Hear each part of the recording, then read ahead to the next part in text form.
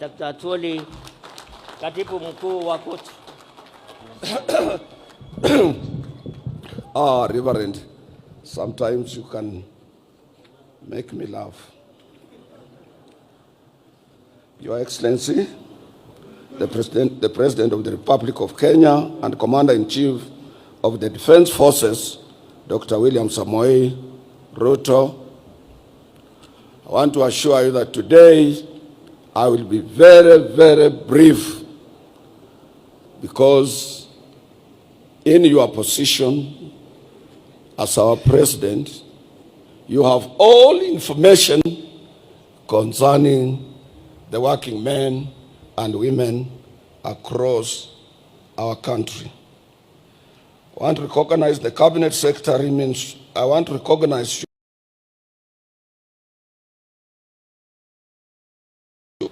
I want to thank him also to have taken time to accompany you. I want also to recognize my own minister or Cabinet Secretary, Minister of Labor, Social Protection, Mheshimiwa Dr. Alfred Mutua. All Cabinet Secretaries present, the Principal Secretary, Minister of Labor and Social Protection, State Department for Labor, Honorable Shadrach Mwangolo Mwadime,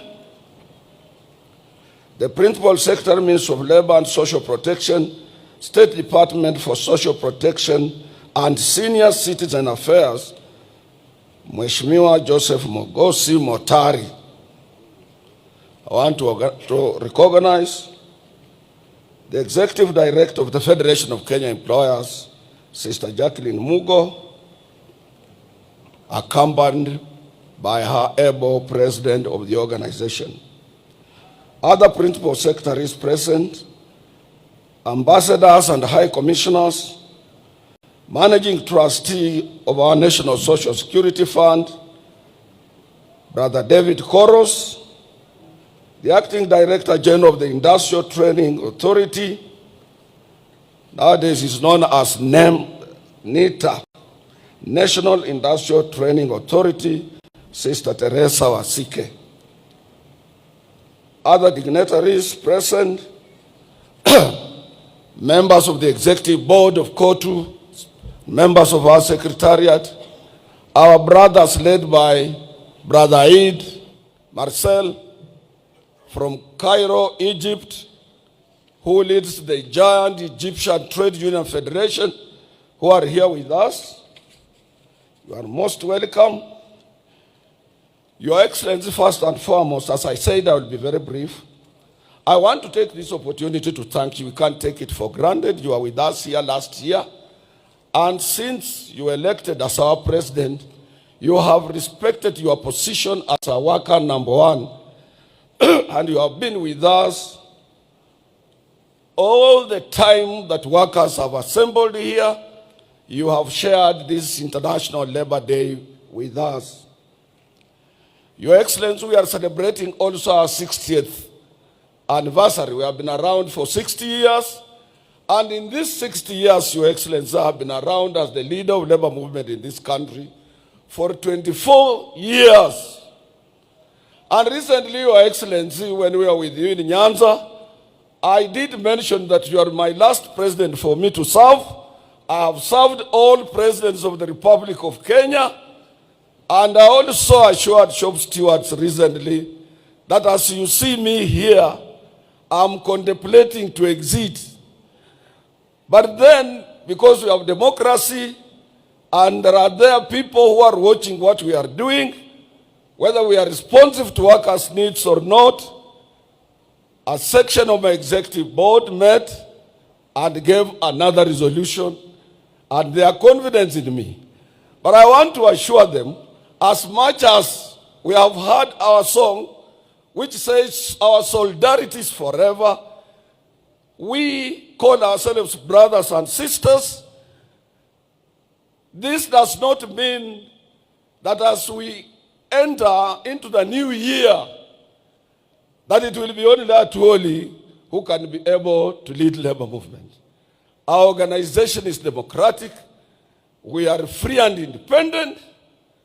And among our affiliates, 42 of them, they know your capabilities, those who are affiliates, your abilities to articulate issues concerning working men here and across the globe, and they will make a decision, and we will respect their decision.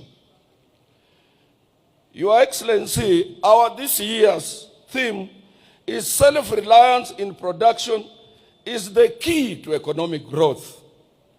Your Excellency, unless we are in producing, unless we are in manufacturing, unless we are attracting foreign exchange, our economy can hardly grow.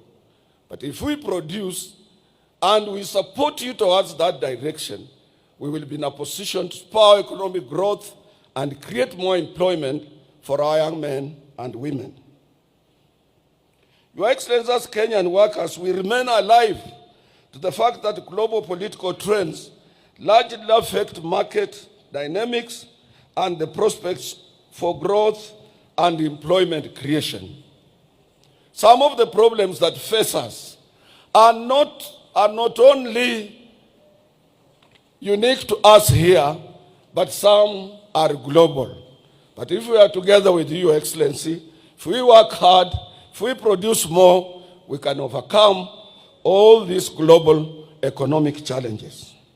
Without a doubt, the election of Donald Trump as the 47th President of the United States of America and his consequent policies that are focused on building and manufacturing capabilities of the U.S. through self-reliance and imposition of tariffs call to relook and to rethink twice how we can be free and independent economically. Your Excellency, this year's Labor Day celebration is a special one because Kenyan workers will be marking 60th years of anniversary, as I have said. And we have made a remarkable achievement. Wewe mwenyewe umeona wafanyikazi wakipita hapa mbele yako. Umeona zile vitu wanafanya viwandani. Umeona kazi zao. Umeona commitment yao. Na wewe ndio mlinzi wao. You are the chair of our industrial relations practice in this country. And therefore, as you sit, as you look at them, I know you think well about Kenyan workers. Indeed, as I said, we will support you towards any route you take in enhancing and protecting workers' rights in this country as a champion of social justice, number one. Your Excellency, on outsourcing, Your Excellency, one of the biggest problems that your government faces in meeting its revenue collection target is outsourcing of labor that has become a very common among the Kenyan employers. As Kenyan workers, we appeal to your government to institute action that will ensure that workers are covered by collective bargaining agreements as it is practiced world over.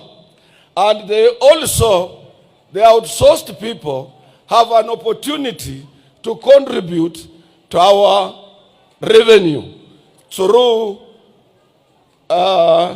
statutory deductions as other permanent employees.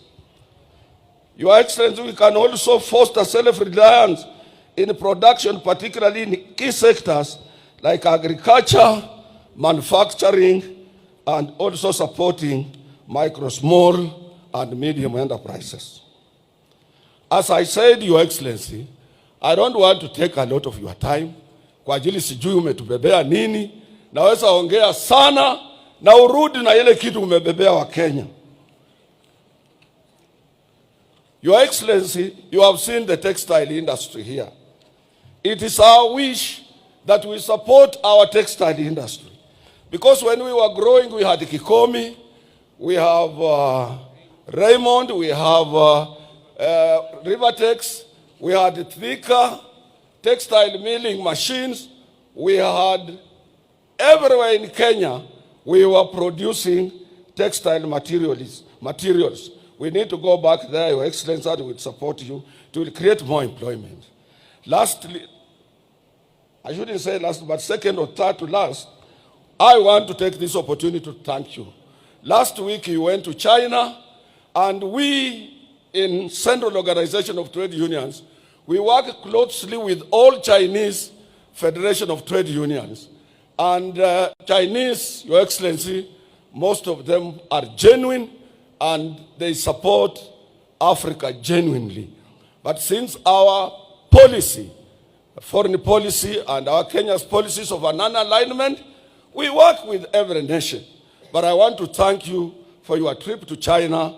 We will be able to realize more, particularly the agreement you signed to address the dual carriage way from Nairobi towards Western Kenya, and also to extend SGR.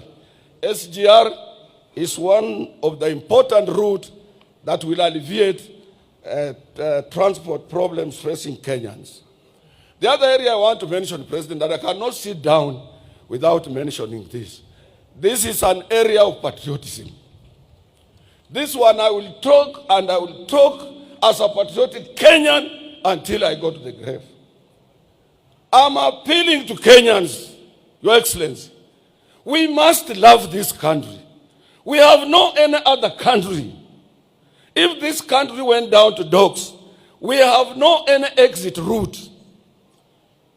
Kenyans are watching their television. They should look what is happening in Bukavu, in what is happening in Goma. Pali mtu anatoka na watoto na kondoo, wanafika kwa njia, wana abandon kondoo, anarudi kwa watoto yake na wajafika pahali wanaenda. This is not the route we want to take. But Your Excellency, one day you Kenyans will remember me. If we don't regulate social media, if we don't, in China where you have been, it is regulated. With a population of about 1.4 billion people. In Dubai, it is regulated. In UK, it is regulated. In US, it is regulated. Kenya cannot be free for all. Kenya can't.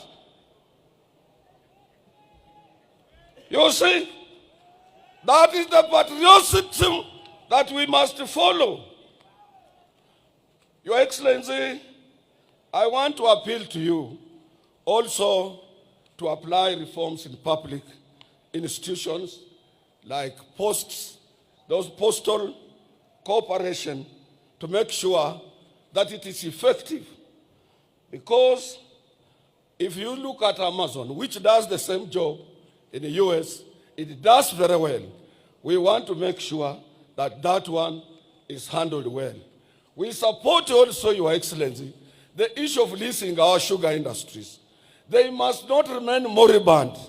They must be seen producing sugar for our own for our own consumption and export for purposes of creating employment. We must support you so that we can be able to create employment. Lastly, Your Excellency, I want to appeal to you. This city belongs to all of us, and this city must reflect other cities of the world. This city must reflect Accra, Ghana. This city must reflect Abuja in Nigeria. This city must reflect Kigali in Rwanda. This city must reflect Abidjan in Ivory Coast. We cannot remain in a filthy city, a city of hawkers, a city of riders, a city of matatus, and when somebody arrives at the airport on Mombasa Road, is full of hawkers depicting the picture of poverty of Kenya. This must come to an end, and we are appealing to the national government to team up with the county government and make sure that we have a city. Let landlords paint their buildings, repair their pavements, and make sure Nairobi, we reclaim our lost glory of this international city. Your Excellency, we support your housing problem, and we appeal, since we are represented on that board, that workers should use their pay slips to acquire those houses. Workers have no money for deposit. We can use our pay slips to get into those houses. I appeal to you to go towards that route, Your Excellency. The other area, Your Excellency, I want to appeal to you. I want to assure you, not to appeal. I am sitting on SHA board representing workers. And I want to show Kenyans that SHA is working. SHA is now working.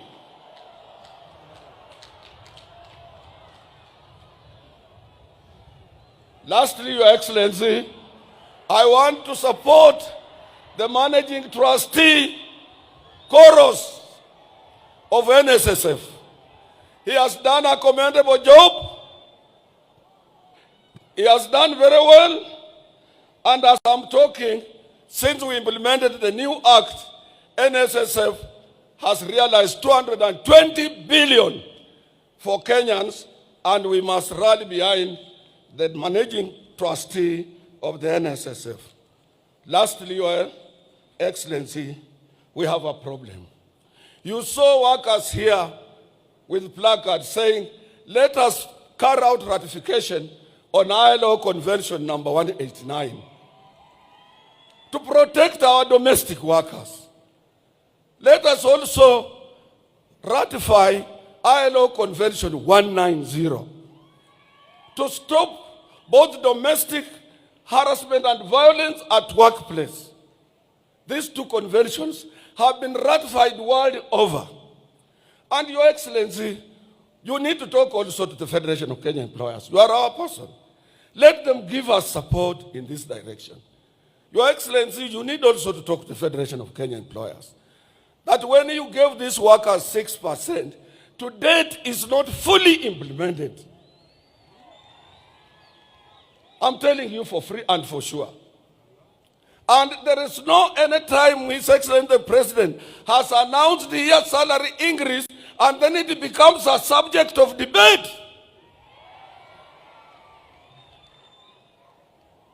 And when it comes to ILO Convention, it will be your government that will be accused at the International Labour Organization. It will not be COTU, it will not be the Federation of Kenya Employers or anybody else. So anybody frustrating the ratification of ILO 189 and Convention 190 is frustrating your government. Anybody who doesn't want that 6% you gave us to be fully implemented, he's not frustrating workers, but he's frustrating the government.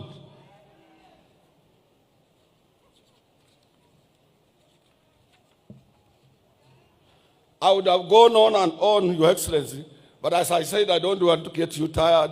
I want to repeat that please, we want to live in a peaceful country, address issues of social media, address issues that are afflicting these workers.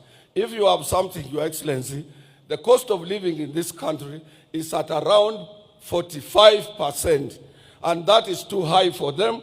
This is caused with some dynamics or variations in economic performance and some global also economic situation that affect us as well. Your minister has tried what he can, but I will assure you, please go to his rescue, try to make sure that these workers are properly compensated, and more so, Your Excellency, what is eating in our jobs are free riders, people who are employed through the back door, outsourced at a lower rate. They don't pay taxes. They don't contribute to collective bargaining agreement. There is no any agreement binding on them. They are slaves in our industries, enslaved by employers, and Kenya as a free country can sit and see people outsourcing people. A company retrenches people, it asks its supervisor to form a company of exploitation. This can't be allowed in free Kenya. We can't allow that under your watch. As I promised the President, I want to be very brief because we will be talking. May I take this opportunity to invite your Honorable Minister for Labor, Dr. Mutua, who will be able to give some few words and observe protocol, other protocols for you to come and say. The other thing I'm being reminded by my deputy that I had forgotten, ni mambo ya hizi vitu tunakatwa, housing, nini, taxation. It should not be on gross salary. Hizi vitu vinatakana viwe on basic, so that gross, umefanya overtime, umefanya nini, it's not interfered with. And I know Your Excellency will look at that. All deductions, salary deductions, statutory deductions should be at basic, not on gross, where somebody might have toiled very hard to work on overtime and he doesn't realize something. Mwisho, Your Excellency, usitishike. Iko watu wengi wanapenda kutisha sana. Mimi nilikuwa hapa President Kenyatta akiwa president. After 3 years we had a problem in the government. Jaramogi left. Nilikuwa hapa when Moi was a president. After a few times there was a lot of problems. Nyinyi nyote mnajua until after 1982. Mpaka when he was leaving, kila saa watu bila Moi yote inawezekana. Nimekuwa hapa President Kibaka akiwa kwa kiti mimi, and I served him. Kibaka alitengeneza kila kitu Nairobi, he improved the economy. But 2007, how wananchi voted him out, we had to do some ukarabati. Sasa nimekuwa hapa wakati wa Uhuru. Uhuru ni rafiki yangu sana. But you could hardly see him outside the way you are outside, you are visible everywhere. But he managed to finish his 10 years. Hawa wa Kenya unasikia ground ni mbaya. Hapa ground hapana mzuri. Ruto must go. Na sio ground ni mbaya. Wewe anasema ground ni mbaya. Mwenyewe hana ground. Unasikia hiyo? Wacha tuwache mtu amalize kazi yake. I saw watu wa press, mtu ameandika kwa Standard, anasema Atwoli yeye kazi ya trade union court is not a political party. We serve the government of the day. We negotiate for our rights. Huyo kijana anataka elewe hiyo. We are not a political party. We are not aspiring to have a president. We must support the government of the day for the stability in the country, which will be extended to industrial stability. Wewe fanya kazi, kama iko makosa, we are principled. We will come out and say, hatufichi. Kama iko watu ambao ni corrupt, we will tell you and take action. Na usitishwe. Let me take that, Brother Mutua, waziri, kuja uongee, alafu hizo protocols zingine utaangalia za kuminvite His Excellency the President. President, I thank you very much for honoring this day. May God bless you.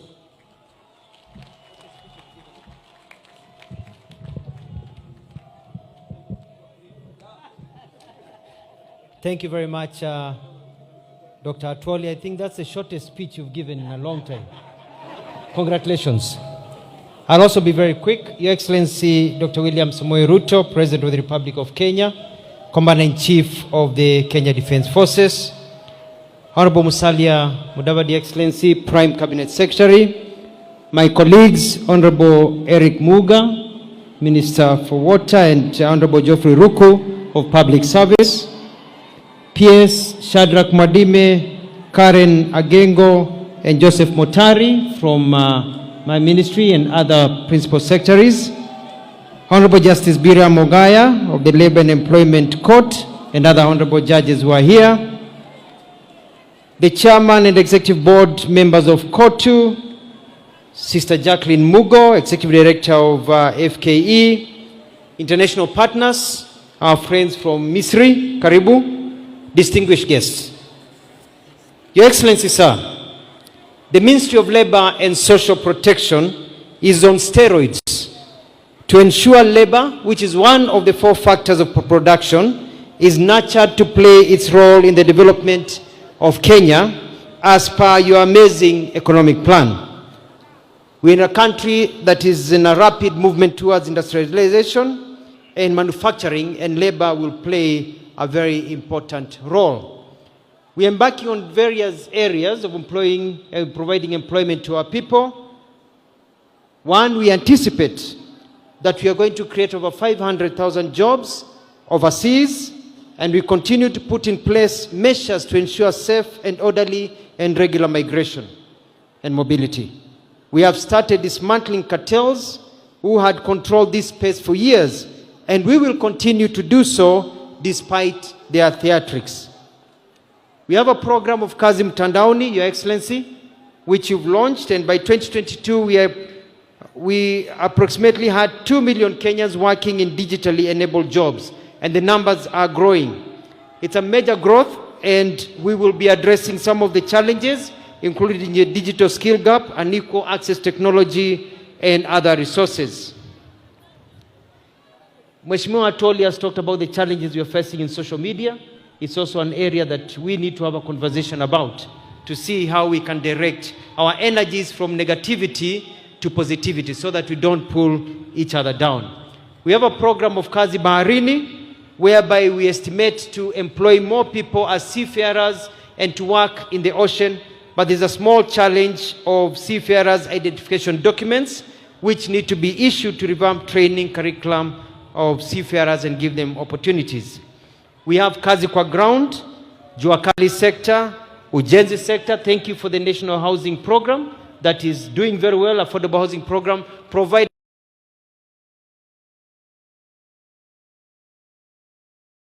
Your Excellency, there are a few challenges impeding progress of the programs. For example, we have cartels and rogue agencies that are taking advantage of vulnerable Kenyans. We have fake news on low labor mobility pathways are being used to either mislead our youth or try to discourage them, and we are dealing with them. Your Excellency, workers are not slaves. They are workers and must be treated with respect. Recognition of their human dignity is a right and must be safeguarded at all times. Workers must be paid rightful legal wages, including overtime, and treated fairly without discrimination, and they should also enjoy decent work conditions. Workers in turn also need to be obedient, faithful, and dedicated to their employers because it is a relationship. Workers need to identify the few among them who steal from the employers and try to bring down the same business that are employing them. So we are going to ensure that workers and working conditions are set by the law and that people can go to work and work well. Your Excellency, kuko na shida kidogo.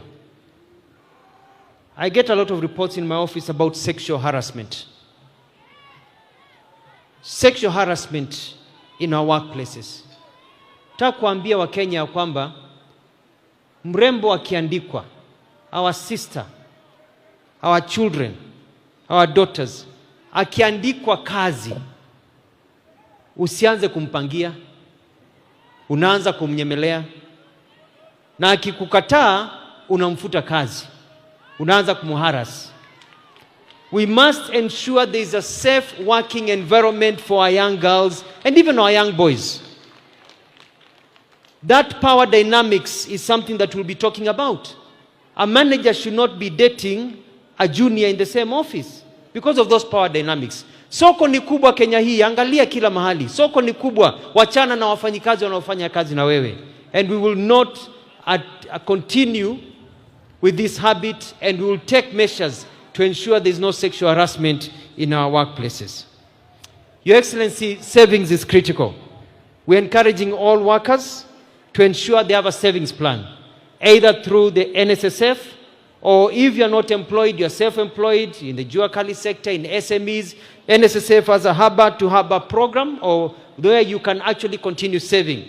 It is important Waswahili walisema ya kwamba ujana kama moshi, ukienda haurudi. You are young today and vibrant. Hakuna kitu kibaya kama kuwa mzee ambaye hana pesa. You save today for tomorrow. And we're encouraging all workers, wherever you are, to engage and register for our savings program. Mheshimiwa Atwoli, I want to assure you that ratification of the conventions 188 and 199 is en route.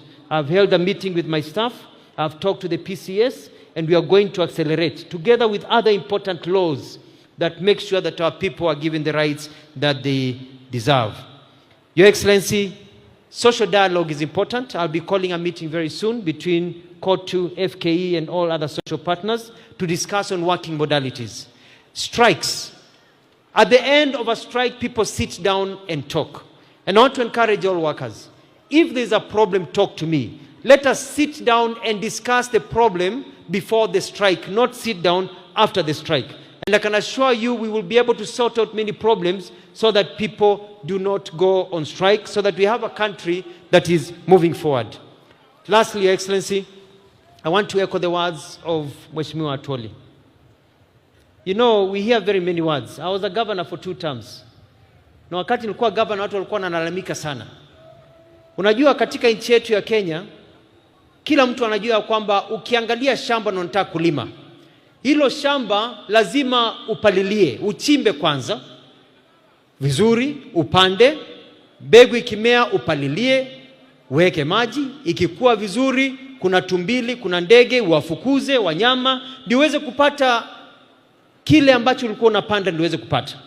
Na wakishia kwamba serikali hii ya William Ruto iko na mpango, na wakati huu bado tunaendelea kupalilia, na wakati huu bado tunaendelea kukuza na kufukuza nyani na tumbili. Wengine tumeshawafukuza, wameenda nyumbani, ambao kazi yao ni kuharibu ule mmea. Na nchi hii najua kwamba kuja 2027 Wakenya watakuwa wanauliza William Ruto ulifanya nini, na sisi tutakuwa tunaonesha serikali yako imefanya hiki na hiki na hiki. Kwa hivyo nawahimiza Wakenya tusubiri na tuone, watch this space, kwa sababu mbele iko sawa. And it is now my pleasure to welcome His Excellency Honorable Musalia Mudavadi to say a few words and to welcome you to address the people of Kenya. Thank you, Your Excellency.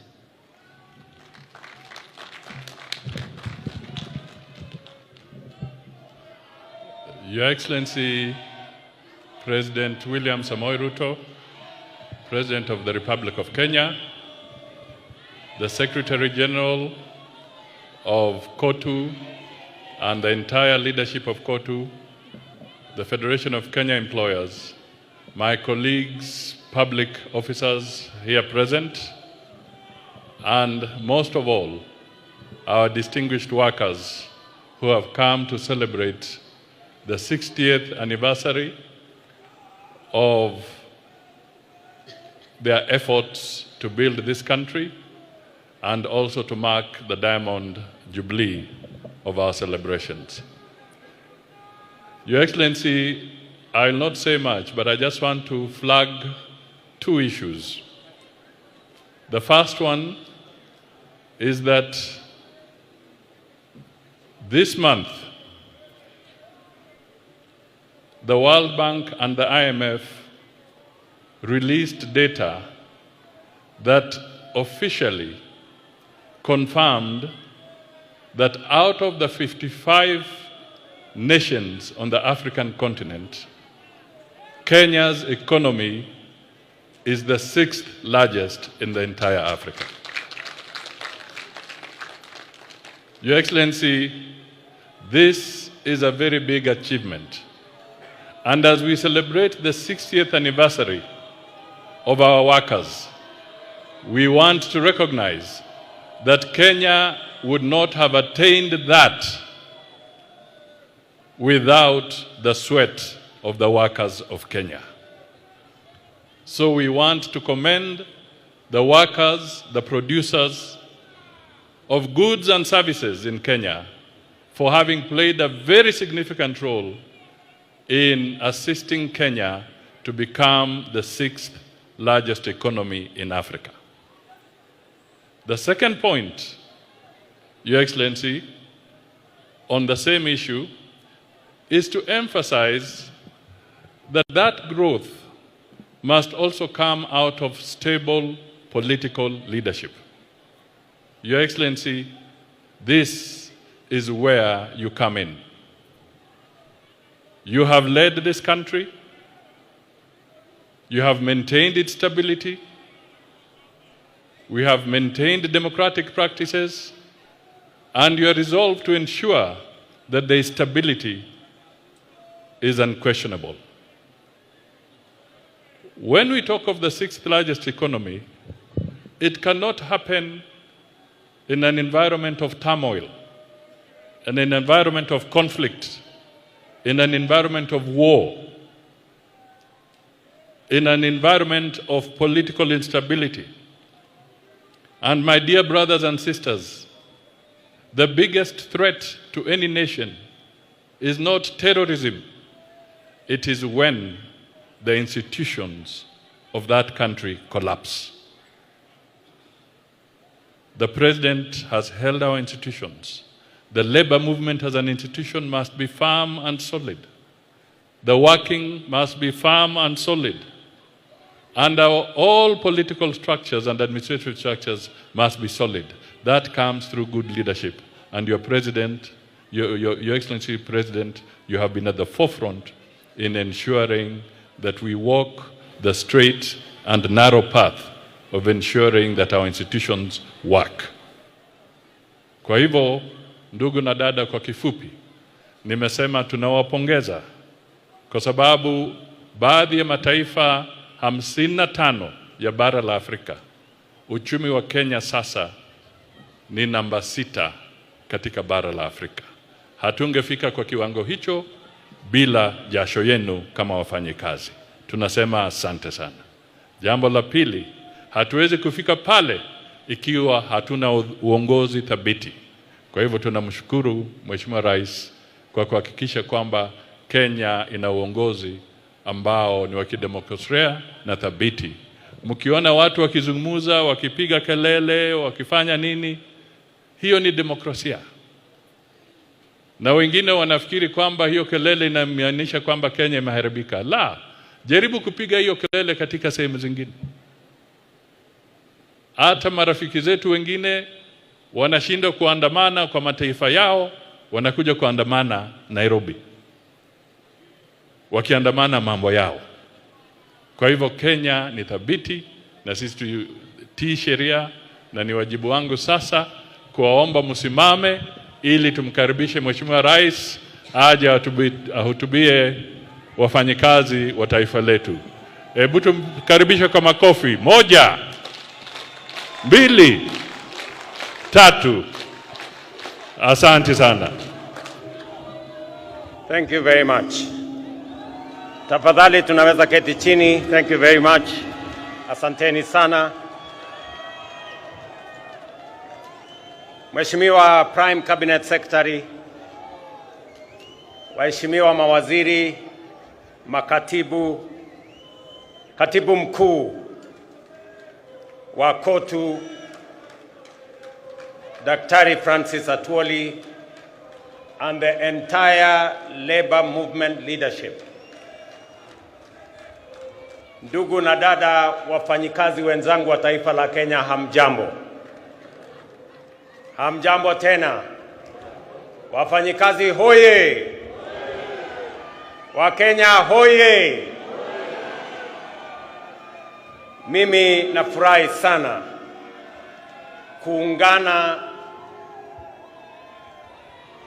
na nyinyi katika sherehe hii ya muhimu ya kuadhimisha siku ya wafanyikazi katika taifa letu la Kenya. Pia kuadhimisha miaka 60 ya KOTU katika taifa letu la Kenya. Na kama mfanyikazi, naungana na wafanyikazi wenzangu. Kuna wale wafanyikazi wako permanent and pensionable. Alafu kuna wafanyikazi wengine kama sisi ambao tuko kandarasi ya miaka. Wengine wako na kandarasi ya miaka 3, wengine miaka 5 na tofauti zingine. Lakini sote sisi ni wafanyikazi wa taifa letu la Kenya, na itachukua sote tukiungana, tukishirikiana, kwa sababu kuvua ni kazi, kufundisha ni kazi, kutibu ni kazi, kulinda walinzi wale kutoka yule guard mpaka CDF wa jeshi wote ni wafanyikazi. Pale sokoni kazi inaendelea, kule viwandani ni kazi inaendelea na wafanyikazi, kule mashambani vile vile ni kazi inaendelea na wafanyikazi. Sisi zote tukiunganika, tukifanya kazi kwa pamoja, ndio Kenya itapiga hatua ya kwenda mbele. Mimi leo napenda sana, huyu Atwoli alisema ataongea kwa kifupi. Akaongea kwa kifupi kweli. But wacha nisome taarifa nilio nayo alafu nitasema mambo machache. I am honored, ladies and gentlemen, to join you today as we mark 60 years of tireless advocacy, solidarity, and progress in protecting the rights and welfare of Kenyan workers. International Labour Day grants a timely reminder of our constitutional and moral duty to uphold the dignity of labor without discriminating by age, gender, race, ethnicity, or ability, and to continually confront the evolving challenges facing our workforce. This year's theme, self-reliance in production, is the key to economic growth and resonates deeply with our collective national ambition. It calls on all of us as government, workers, entrepreneurs, and communities to champion a Kenya that is resilient, productive, and truly self-reliant. It is in this spirit that this week the Cabinet approved the 2025 Finance Bill, a key instrument in our ongoing national economic transformation quest. This bill has been carefully crafted to stimulate economic growth, deliver efficiency, and enhance competitiveness and expand opportunity. In fact, its provisions are designed to offer targeted relief for both businesses and workers and to support the spirit of enterprise and productivity. Notably, to improve workers' take-home pay, employers will now be required to apply eligible tax relief and exemptions directly when calculating pay as you earn, a significant shift from the current system where such reliefs can only be claimed from Kenya Revenue Authority. Precisely what Atwoli was talking about. I think he read my speech, and that is why he was raising those issues. This will increase efficiency and immediately benefit employees. Additionally, all pensions and gratuity payments for both the public and private sector will now be tax exempt. This reform is a recognition of the service and sacrifice of our senior citizens and workers, and a step towards ensuring that retirement is met with dignity, not stress. Small businesses will also benefit from simplified tax treatment, as they will now be allowed to fully deduct the costs of everyday equipment in the year of purchase, thereby eliminating unnecessary delays in accessing or assessing tax relief. Distinguished workers, ladies and gentlemen, when we speak of making Kenya truly self-reliant, I am proud to report to the nation that we are not merely making declarations. We are taking bold, concrete and measurable steps. We are walking the talk, and here is why. For decades, our national savings culture was stagnant compared to our neighbors in Uganda and Tanzania and elsewhere. Until 2023, just 2 years ago, the average Kenyan worker saved only 200 shillings a month through the National Social Security Fund. Over a span of 60 years, we collectively as a nation managed to save 320 billion. In 2023, we operationalized the law mandating a savings contribution of 6% by both employee and employer, and the result has been remarkable and impressive. In just 2 years, we have mobilized 280 billion in national savings, nearly equal to what we saved over 6 decades. By end of this year, we will have doubled that 60-year figure. And by 2027, we project to have raised close to $1 trillion in domestic savings. Kenya's savings to GDP ratio currently stands at between 10 and 12%, depending on the calculation you apply. My intention is to raise GDP or savings as a percentage of GDP to 25% in the medium term. That will enable us as a nation to build a pool of resources that we can use to lend to the SMEs and the private sector, and we can grow more businesses and reduce the cost of borrowing so that the double-digit borrowing of 18% or 20%, it is not possible for us to grow our economy, to grow more business, to expand enterprise if the cost of borrowing money is high. We must bring it down to single digit. And the route to bringing it down to single digit is to build greater savings in Kenya. I want to thank the Kenyan workers. I want to thank Dr. Atwoli and Kotu and FKE. When we sat down with them, they saw the point when I made the case to them that it is time for Kenya to measure up to what other countries are doing, and we have to make the necessary decisions so that Kenya can build savings in a manner that it will help us, one, reduce old age poverty. When I came here for celebrations, Atwoli here told me Kenya is number 92 in the worst countries with old age poverty. Because if you save 200 shillings, when you exit at 60, maybe the entire savings you will have made is like 70, 80,000. 70, 80,000 will not last you 2-3 months. And that is why, after retirement, many workers die.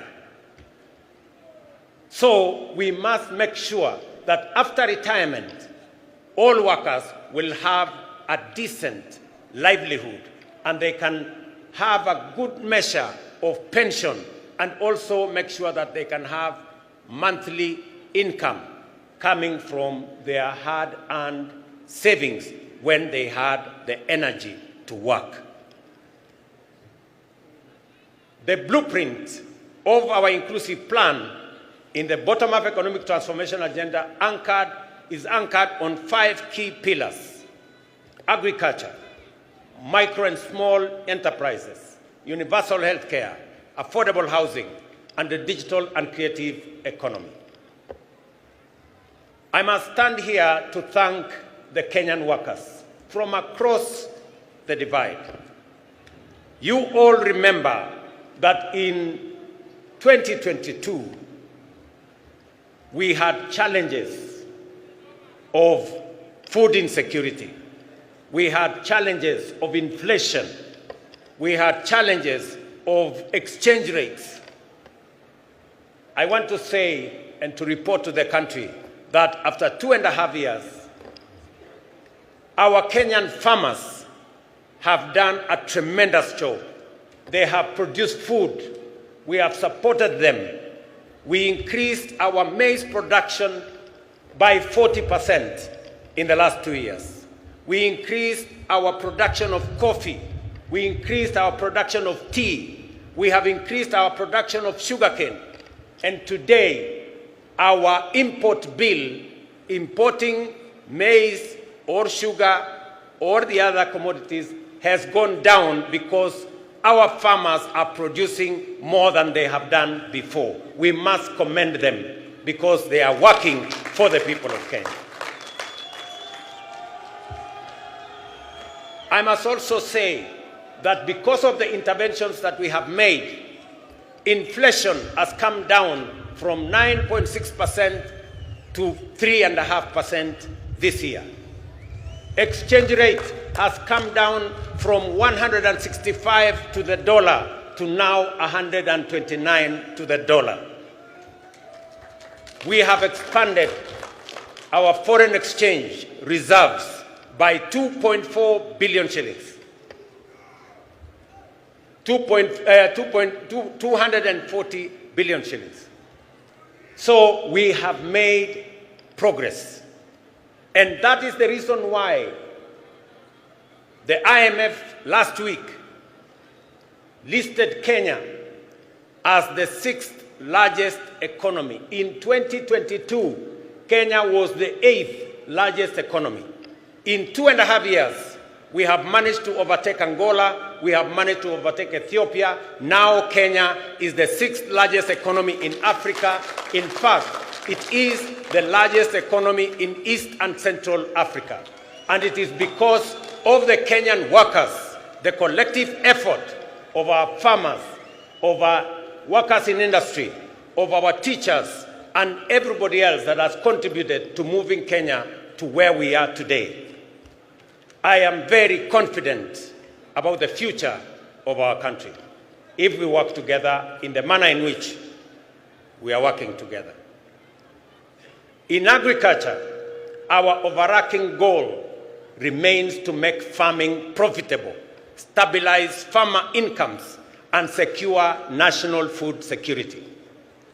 The reduction of fertilizer prices has led to 40% surge in maize production, boosted farmer earnings, reforms in the coffee sector, including the elimination of inefficiencies and corruption, and the streamlining of the Nairobi Stock Exchange have raised farmer prices from 50 shillings to a kilo to between 100 and 150 shillings to a kilo now. Similarly, reforms in the sugar sector have revitalized the industry, leading to record production, better incomes, and bonus payouts for farmers, while creating thousands of new jobs. I recall with very deep personal satisfaction seeing Mama Redempta Makoha of Mumias receive a bonus check of 80,000 in January this year, money she has proudly used to advance her well-being. That is what real impact and transformation looks like. And let me assure the Kenyan workers and the representative of the Kenyan workers, we've just completed the leasing of the 5 sugar factories owned by the government of Kenya. They will now be commercially run by private sector players who have the acumen, the resources, the know-how on how to run business. And I want to assure you that no worker is going to lose their job. In fact, with the increased efficiencies, with better performance of these factories, we are scheduled to hire more workers so that we can drive our sugar industry. Our affordable housing program is another flagship initiative delivering real impact.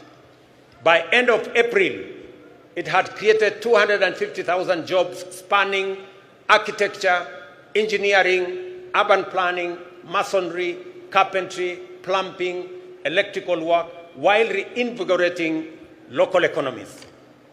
I proudly saw workers from affordable housing in this meeting, and I want to commend them for the transformation they are carrying out in the Republic of Kenya, not just in Nairobi, but everywhere else. This program will, in the next few years, expand home ownership across the country. Ladies and gentlemen, the MSME sector remains the greatest untapped reservoir of employment in Kenya today. Our commitment to unlocking its potential is resolute. The Hustler Fund continues to deepen financial inclusion and support entrepreneurship at scale.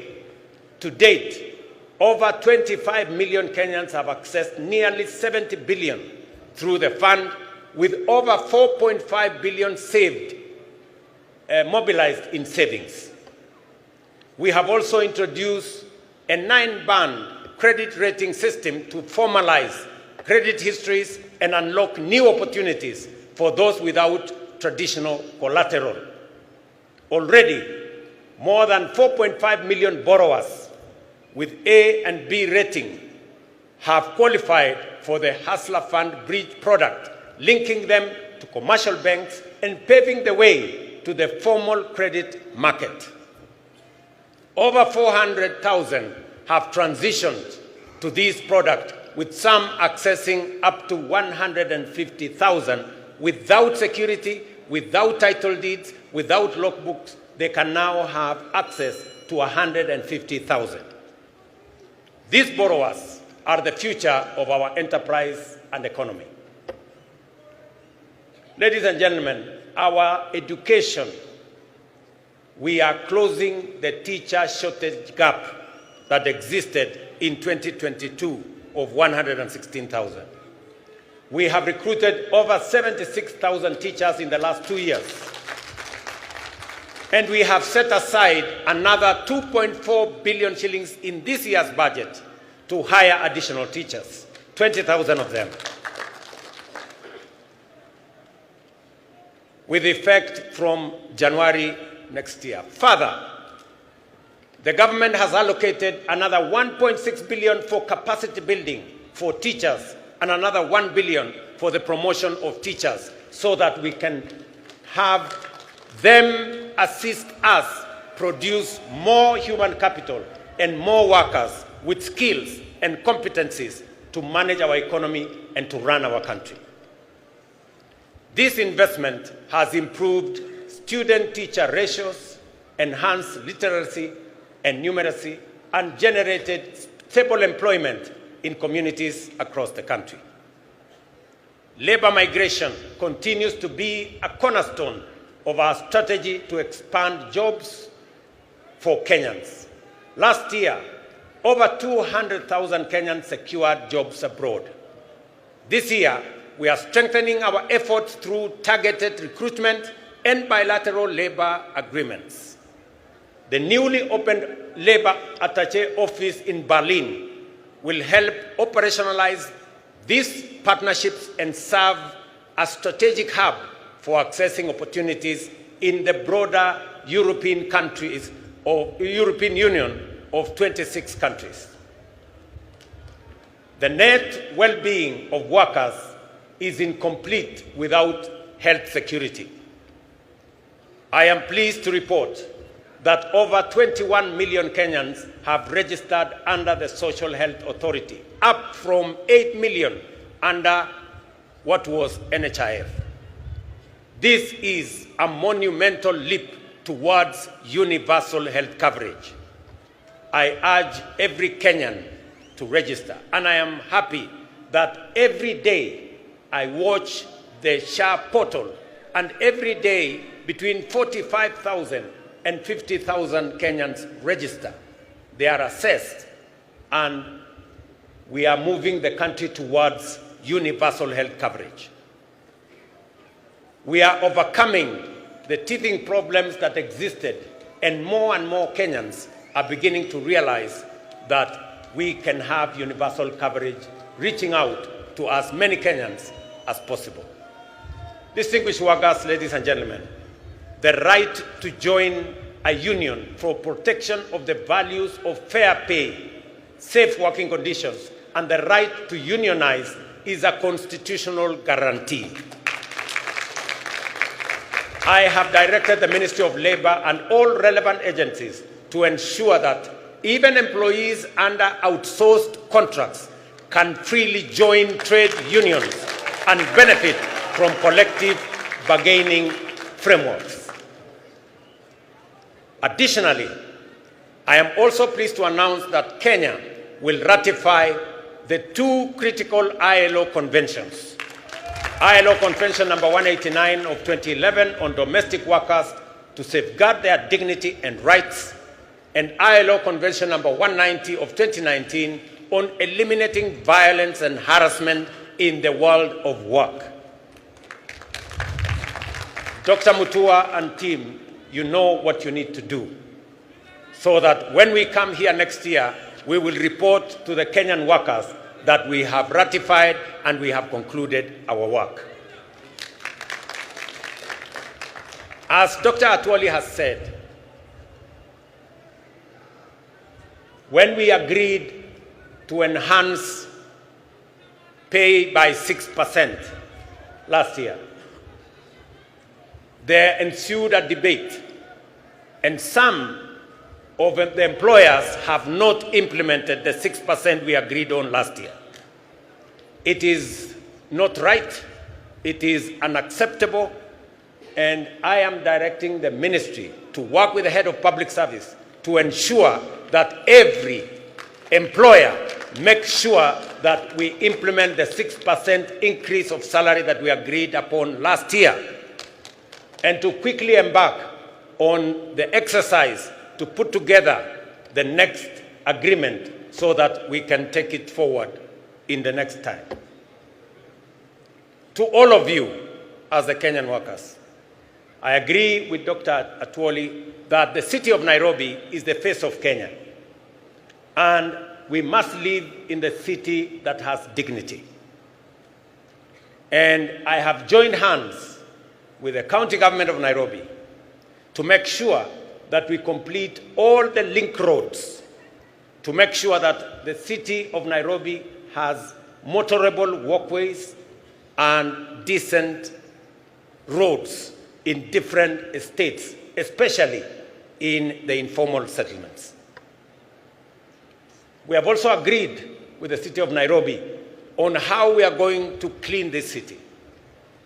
As I talk to you, we have 20,000 young people under the Climate Works arrangement, because I made a commitment that we are going to clean Nairobi River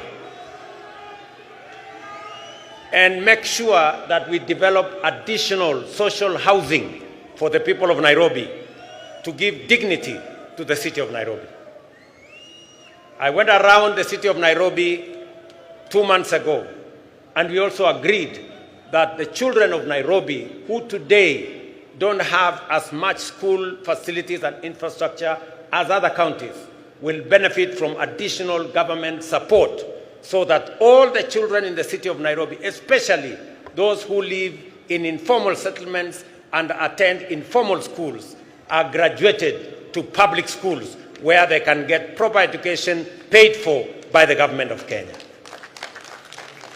I want to thank the members of Nairobi, the members of parliament from Nairobi County, and some of them are here, for the partnership that we have worked on to make sure that both the children of Nairobi go to school and the city of Nairobi benefits from the Climate Works program that will employ more young people. And we are going to be transitioning to another 40,000, to another 20,000 to make it 40,000 shortly as we graduate into the budget next month. So wale wote ambao wanashiriki katika kazi hiyo ya Climate Works, wale wanashiriki, na mimi naona, nafikiri wengine wao wako hapa, wale wanafanya kazi katika affordable housing, mimi nataka niwaeleze ya kwamba hii nchi yetu itajengwa na sisi kama wafanyikazi wa taifa letu la Kenya. Affordable housing itatupatia ajira. Pia itatupatia mahali pazuri pa kuishi, kuondoa wananchi wengi wanaoishi katika vitongoji duni. Na mimi nataka niseme ya kwamba vile mumeuliza, mmoja wenu wameuliza ya kwamba mnataka kutumia payslip katika kuaccess mambo ya affordable housing. Hiyo ni maneno mzuri sana. As long as we are discussing how we are going to occupy the houses, whether by deposit, wale wako na deposit, yule ambaye una deposit peleka payslip, tutapangana na wewe tujue vile utapata nyumba uishi mahali pazuri. So tushirikiane namna hiyo, tufanye kazi hiyo kwa pamoja, na mimi nataka niwaeleze ya kwamba Kenya itabadilika. Nilikubaliana na watu wa China. Wakati nilienda China, pengine watu wengi walikuwa wanafikiri tumeenda kukopa madeni zaidi. Hapana. Tulikubaliana ya kwamba tutajenga barabara kutoka Rironi kwenda Nakuru baadaye mpaka Malaba. Lakini sio kwa madeni. Hapana. Tutajenga barabara hiyo kutumia investment. Vile tumejenga expressway kutoka airport mpaka mjini Nairobi, hatujatumia pesa ya serikali. Na hiyo pia tutafanya hivyo. Hata hiyo reli tutatoa Naivasha tupeleke mpaka border yetu na Uganda. Vile vile itakuwa kupitia kwa barabara ya investment, sio kwa madeni. Kwa sababu nimesema ya kwamba lazima tupunguze madeni, kwa sababu inaweza kuharibu nchi yetu. Na tutumie mbinu mbadala, a different approach, a much more innovative approach to carry out development in our country. And it is doable and it is possible. Kwa hivyo tushirikiane katika njia hiyo, na mimi nataka niwaulize Wakenya wote tuungane, tushirikiane, tufanye kazi kwa pamoja.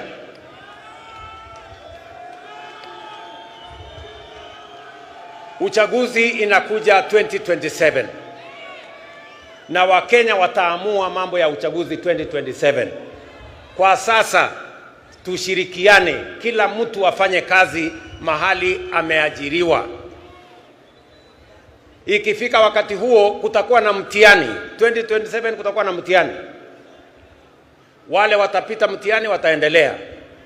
Wale wataanguka mtihani wataenda kulima, na dunia itasonga mbele. So Kenya inatakikana tuwe namna hiyo, tukijua ya kwamba tusiharibu muda wetu mkubwa tukigombana ugomvi pande hii, sijui nani atafanya wapi, sijui nani ndio nini. Hiyo ni mambo ambayo haiwezi kutusaidia kwa sasa. Kwa sasa tuzalishe chakula, tusaidie wakulima wetu, tusaidie kilimo, ituzalishie chakula, ituzalishie mambo ya agro processing, itupatie bidhaa ambayo tutauza nje ya nchi, tuweze kudhibiti uchumi wa taifa letu la Kenya. Tujenge affordable housing, wa Kenya watoke katika slums. Tuhakikisha kwamba kuna bima ya afya ambayo haibagui nani yako na kazi, nani hana kazi. Tuhakikishe ya kwamba tuko na amani katika taifa letu la Kenya, ili uchumi ikue na sisi wote tujivunie kuwa wa Kenya. Sisi ni nchi ya demokrasia.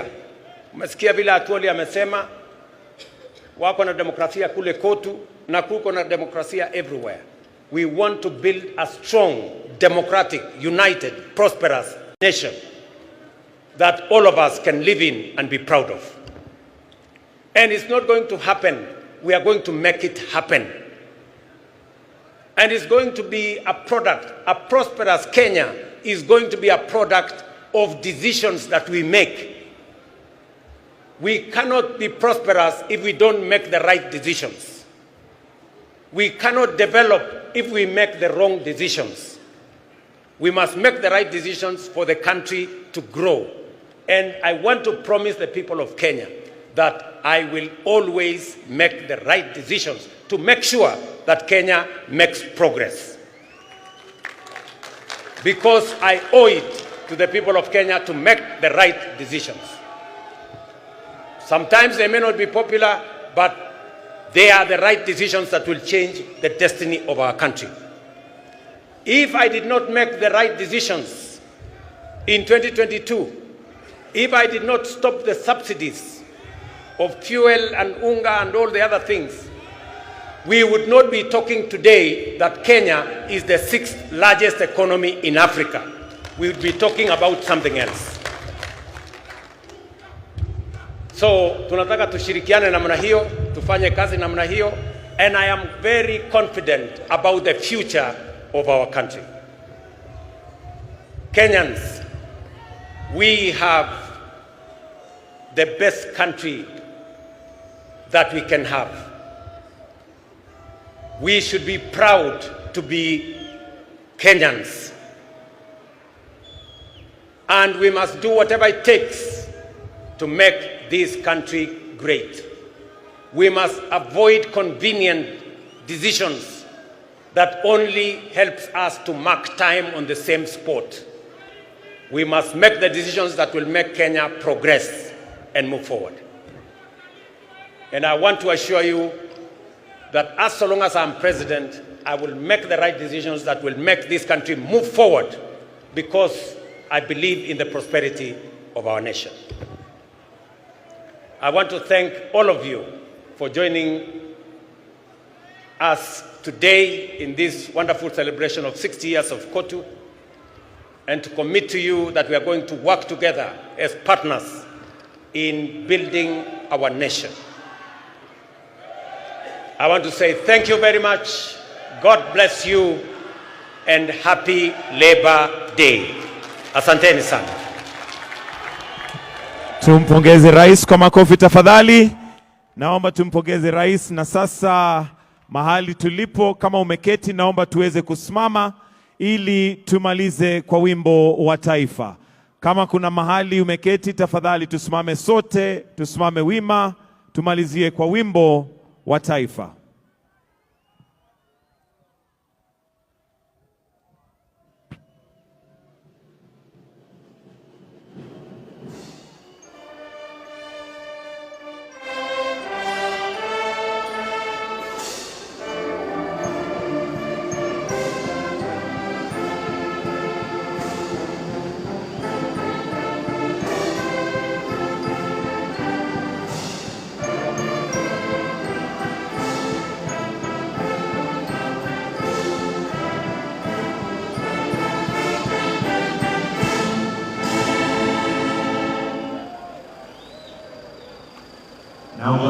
Tusalie mahali tulipo tukimpatia rais wa Jamhuri ya Kenya, Rais Daktari William Samoei Ruto, aweze kutoka kwa starehe zake.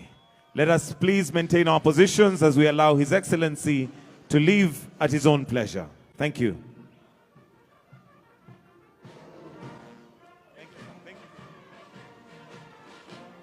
Shukran kwa Mheshimiwa Rais anapoondoka.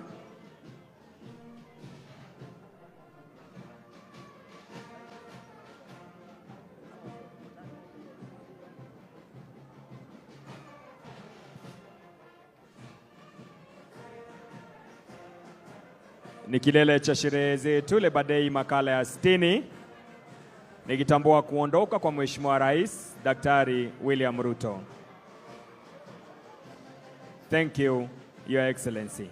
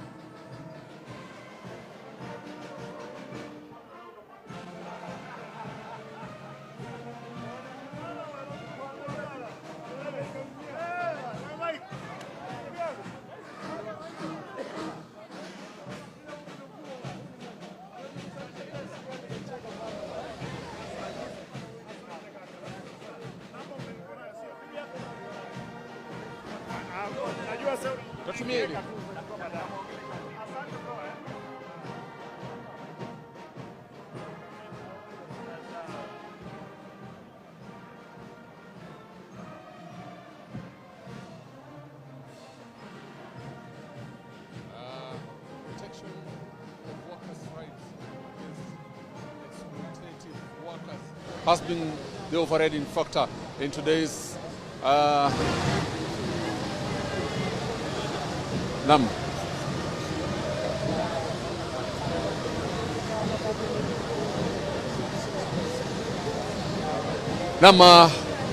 ndivyo basi mwisho huo wa maadhimisho ya sikukuu ya leo ya siku ya wafanyakazi, yani Labor Day.